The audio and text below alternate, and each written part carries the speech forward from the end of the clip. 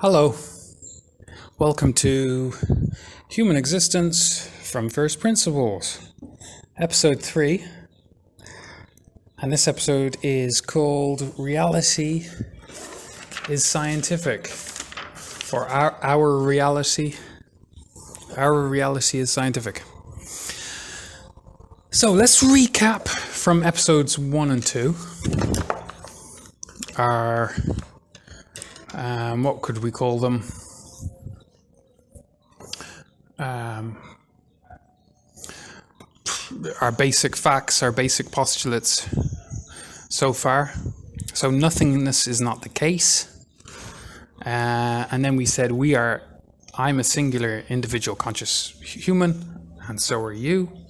And then we said consciousness is primary, conscious experience is primary to all our understanding and knowledge of our universe. Now those, we can probably put those in a better order. It would probably make more sense if we said nothingness is not the case. Consciousness is primary. You know, all of our experience of the universe is conscious experience. You've never experienced anything unconsciously. Every experience of the universe you've ever had has been a conscious experience. So consciousness is primary. And then our conscious experience is consistently one where, or your conscious experience is consistently one where you are a singular individual conscious human. Like every day you wake up and that's the facts of the case for your reality. You consciously experience yourself as if you're a conscious, single, individual human. And that's how you experience the universe around you treating you as if you are one. Which is a very good reason to believe that you are a singular, individual, conscious entity. Okay. And this episode is called Reality is Scientific. And what do we mean by that? Well, it can be put very briefly. All that means is that consistently, day in, day out, our experience of reality is of a scientific reality. We have conscious experience of the universe around us.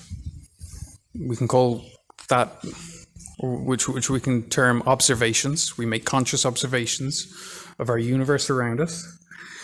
Like Newton observed the solar system and deduced how it worked. Galileo observed balls rolling down inclined planes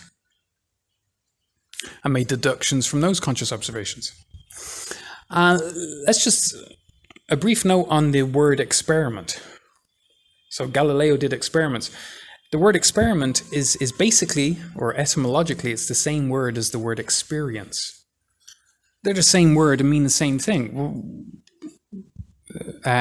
So all our science is based on experiment. And what does that mean? It means it's based on experience. It means that some scientists have to do an experiment, which means they have to have a conscious experience of the experiment. And they have to make a conscious observation. So we can see again, consciousness is just absolutely inseparable. Our conscious awareness is absolutely inseparable from science. So much so that experiment, what we're really saying when we say experiment, we're saying you have to have a specific conscious experience of the relevant aspect of the universe.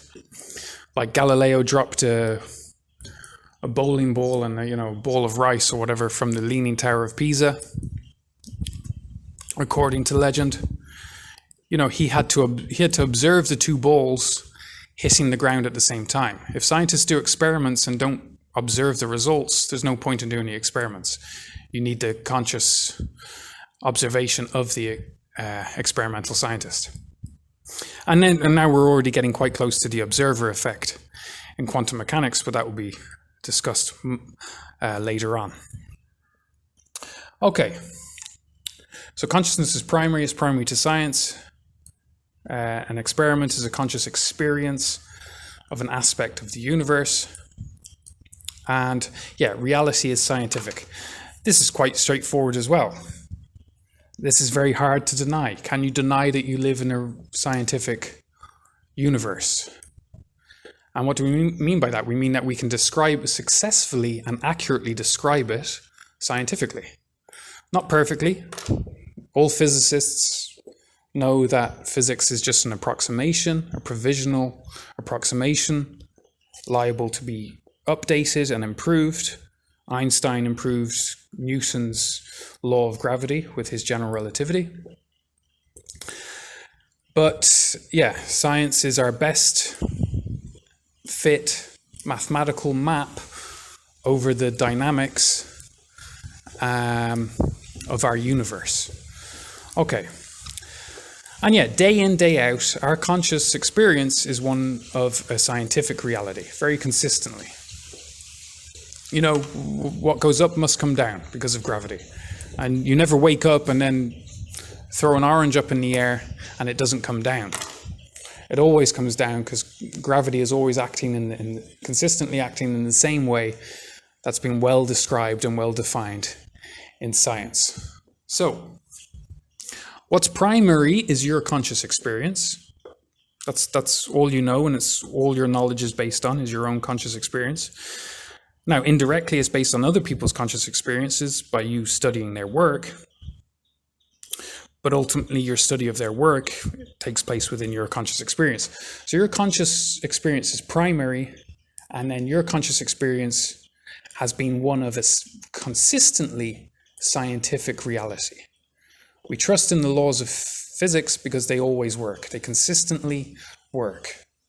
As I say, they're not complete. We haven't completely described the universe scientifically, but we have described an awful lot of it scientifically, and it works very consistently. Okay. Wow, that was very short, but there's not really much more to say, is there? I mean, you're an unusual person in this day and age if you don't believe in science. And if you don't understand why Newton and Einstein are held in the high regard that they're held. And yeah, at any time you can go and check the consistency of the science describing our universe. That is, you can enroll in a physics course and study physics. Professors will lecture physics to you, and you can do the experiments. We used to do the experiments in our university. I hated doing the experiments,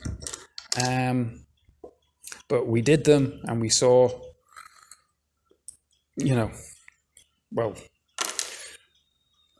in school as well, we did experiments. We literally dropped balls down inclined planes in school and checked which ball arrived first, and checked that the balls of different masses arrived at the same time at the bottom of the inclined plane, to consciously check that objects fall at the same rate in the Earth's gravitational field. So yeah, you can go and check the scientific consistency of our universe by enrolling in a physics course in university.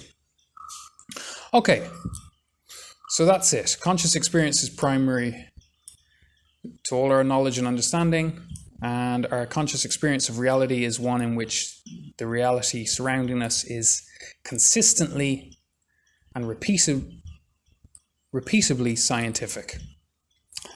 Okay, that was very quick, which is good, I suppose. So,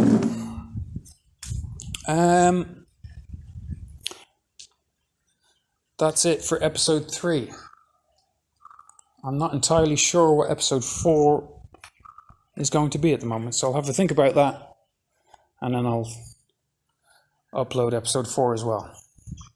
Okay. Thanks for listening. See you in episode 4. Adios.